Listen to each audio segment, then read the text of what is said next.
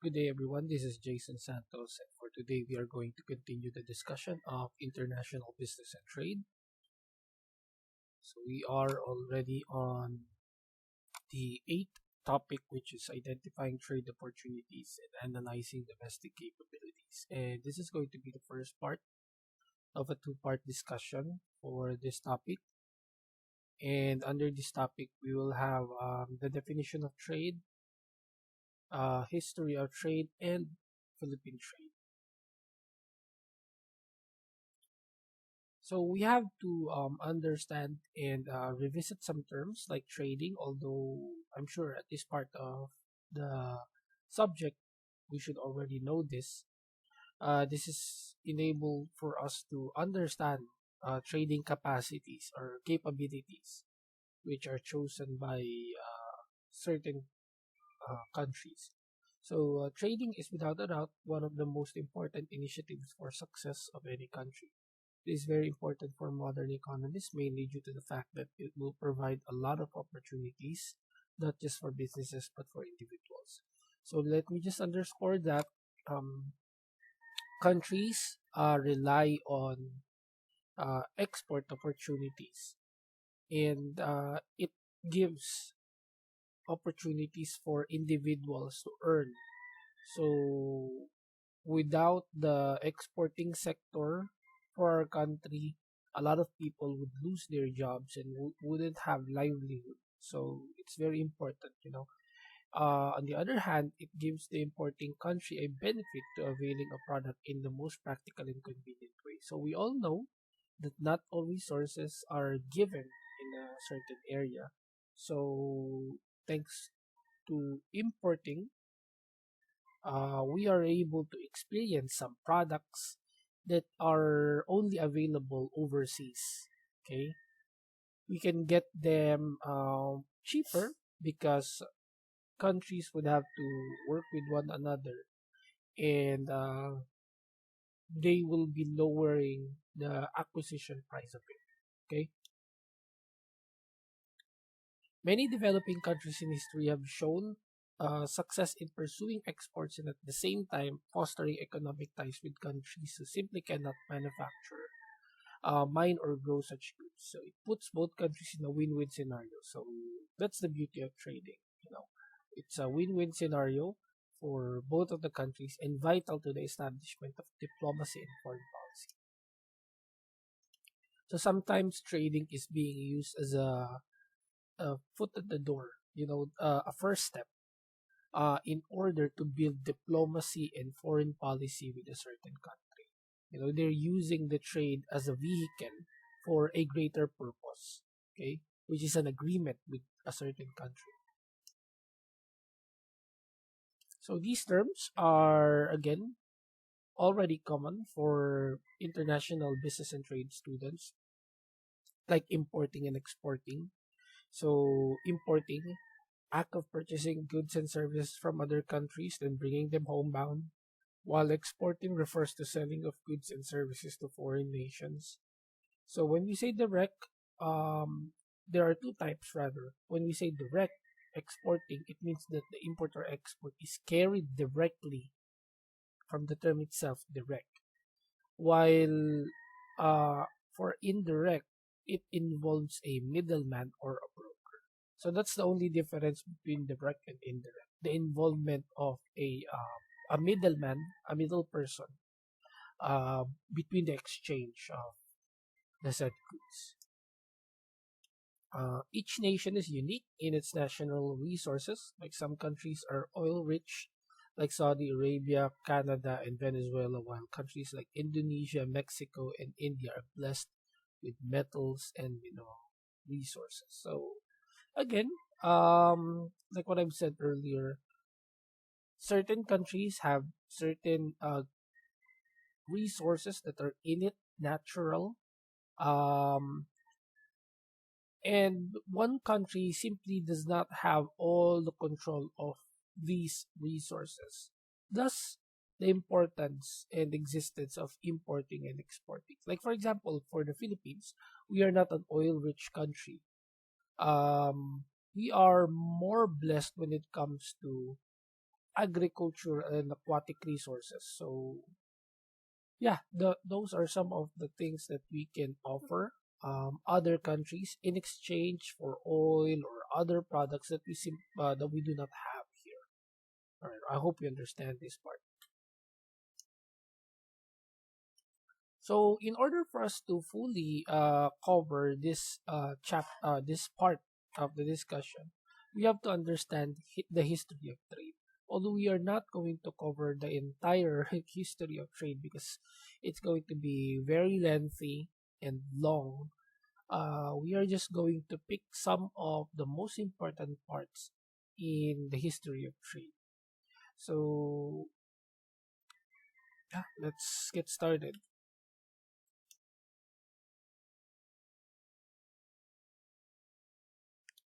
So the first extensive trade routes were up and down the great rivers, which became the backbone of early civilizations, like the one with for Nile River, Tigris and Euphrates, and the Indus and the Yellow River. So this is what you call the waterborne traffic, or the traveling or carrying of goods through shipping vessels through waters. So the Eastern Mediterranean is the first region to develop extensive maritime trade, first between Egypt and Minoan Crete, and then in the ships of the intrepid Phoenicians westward through the chain of Mediterranean islands. So Phoenician is famously known for its luxury goods like cedar wood. They have a lot of cedarwood resources. So they produce top quality timber for architecture and shipbuilding.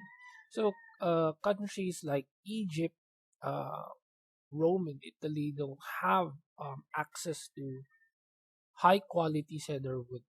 So what do? They would have to import it from Phoenicia, uh, because Egypt, in its religious beliefs and practices, they are building ships not just for travel, but they are using it uh, when they are burying royalty, kings, queens. They are using ships because they have a belief that the soul shall be transported to their heaven, and it is through the use of a ship. Okay, so when they bury their royalty, they put together a ship along the tomb. So there. So the rare and expensive dye Tyrian purple is also one of their products. Complements other famous local product, fine linen. So the Tyrian purple, on the other hand, is one of the most popular clothing for Rome or Romans back then, especially if you are, again, a royalty member. Like, for example, you are a king, a high ranking official, you put on robes colored purple. Okay, so they complement another famous local product, fine linen. The metal workers of the region are famous, particularly in gold. So gold is also used as a currency for these countries back then. So yeah, those are some of the things that are being traded, because again, some countries don't have access to such resources. And the first recorded instances of trading happened in the Eastern Mediterranean through waterborne traffic, or traveling of goods through sea.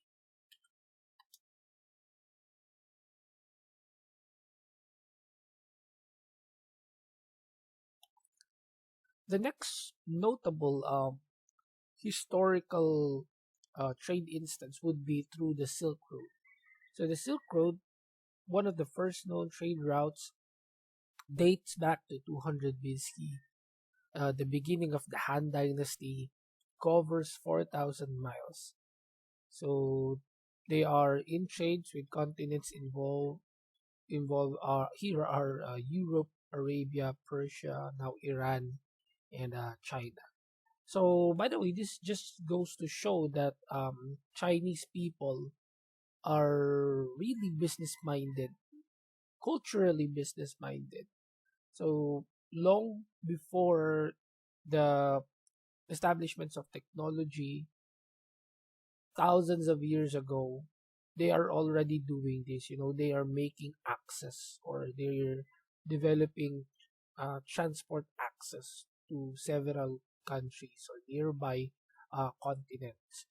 So this was very successful. This was very lucrative for 600 years and allowed other trades and people such as missionaries to forge agreements. So you see, the trade is becomes an avenue or an entry point for other things like making an agreement with a certain country. Trade routes were the first example of free movement around the world. Like for an instance, the religion of Buddhism did not originate in China. It originated in India.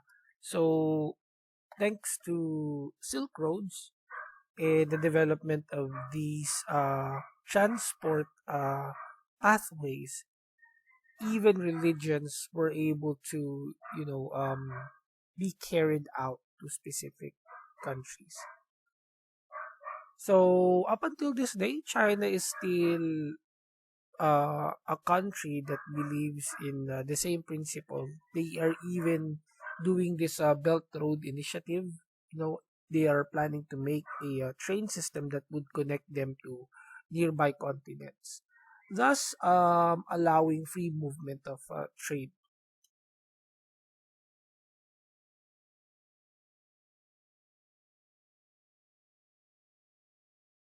So the third and final example we have here is from the Panama Canal. So during the 1800s, traveling across the United States was very hard and uses only horses and mules, and it takes months. So let me just illustrate it here. Let's say if I'm from New York and I would like to go to San Francisco, vice versa. The options would be land travel through the use of horse or a mule, which would take 4 months. You could also travel by sea if you are not rich and you don't have horse. You can ride a ship, but it would take 6 months. You know, because you would have to pass through South America, since there are land masses here which you cannot pass through. So because of this, in the 1900s, the traders and businessmen across the U.S. decided to build a canal. So the canal would cut their trip shorter, making the trade process more efficient. So they have built a canal here, which is now what you call as the Panama Canal.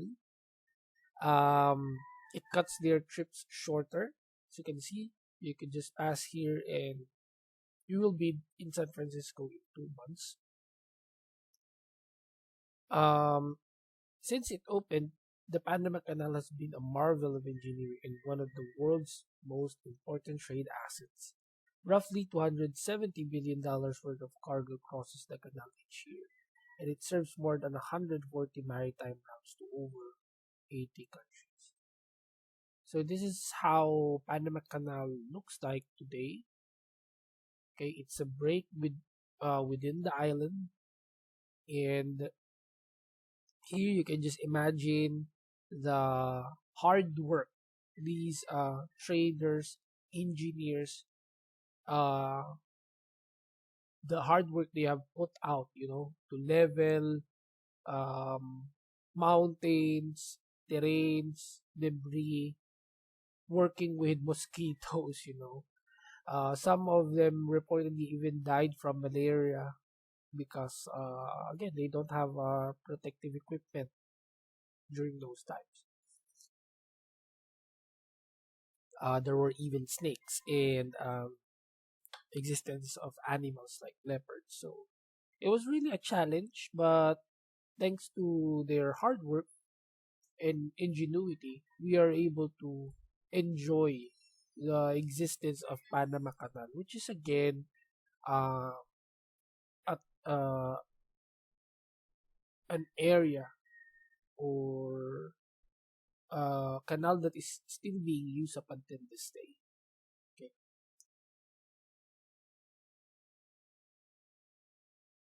So finally, applying the history of trade to our own country, the history of trade in the Philippines predates 1835, and it does not mean that the Philippines did not at all have international relations before then. It's just that the earliest documents we can gather were to this date, 1835. The historical accounts as early as the 9th century show that the Philippines had constant trade activities with China, Japan, India, and Arabia. The 19th century Philippines has become a period of liberalization of international trade in Filipinas. According to Abweg, and that's according to Scott, 1994, the Americans and Europeans in general have benefited from agricultural trade, so the Spaniards imitated such export policy, as manifested in catalogs of agricultural species of plants prior and during the 19th century. So here you can see a picture of Manila Port in 1899.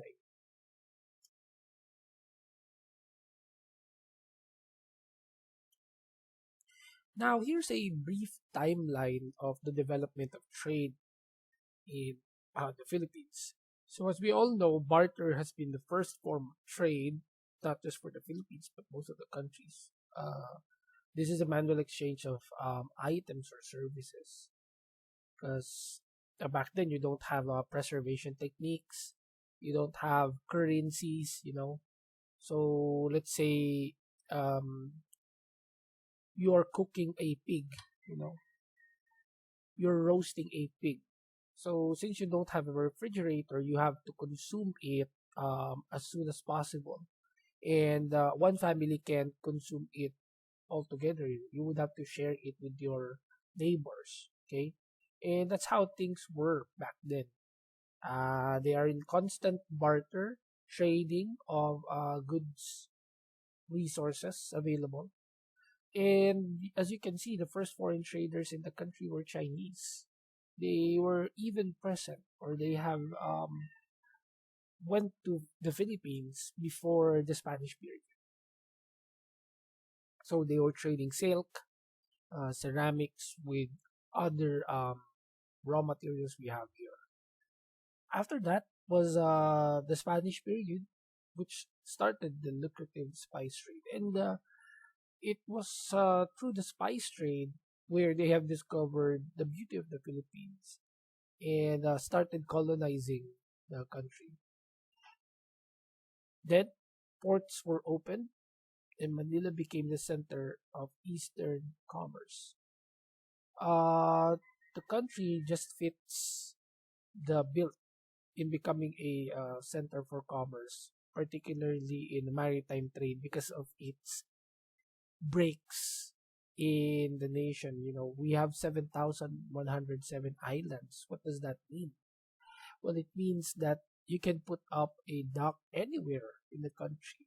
You know, it's easier for ships to just, get passed through several islands. Unlike other countries where land mass is just very vast and large. So here, that's the advantage of the Philippines. And then come the American period where we have developed education and the English language. Also, the entrepreneurial spirit was starting to propagate, particularly uh, during the recent years. Millennial entrepreneurs launching 2 times more businesses than the previous generation. So this is very much true. No? It's only in the Philippines where you can see sari-sari stores, multiple sari-sari stores in one street. And a lot of people are putting up businesses. Even your friends, relatives are putting up businesses and they're pushing it online. So fast forward to today, entry of Lazada, not just Lazada, but you have a lot of e-commerce options to choose from. You have Shopee, you have Amazon, And they have done that because they believe Philippines is a country who loves using smartphones. We embrace technology. Most of the people here are very familiar with the use of social media. So that's already an advantage for us. So yeah, that's the timeline for trading in the Philippines. And as we can see, 20% or 23% of our exports are being delivered to China or done with China. So this gives us an idea how big of a partner China is when it comes to trade. You know?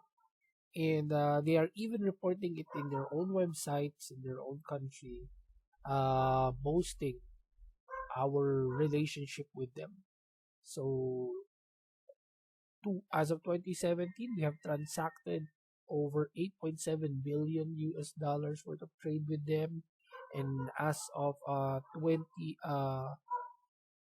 sorry as of 27 point that's as of 2018, and then as of 2017 around 17.46 billion US dollars. So imagine the amount of trade we are doing with China. And this just means that they are one of the biggest partners we have in terms of importing and export. So this wraps up my discussion for the first part of developing domestic capabilities or identifying trade opportunities. This question serves as an assignment for my students. I hope you learned something from this lesson. And for more videos like this, check out my playlist, my other videos under International Business Review. So thank you so much for watching. God bless everyone, and see you all on my next video.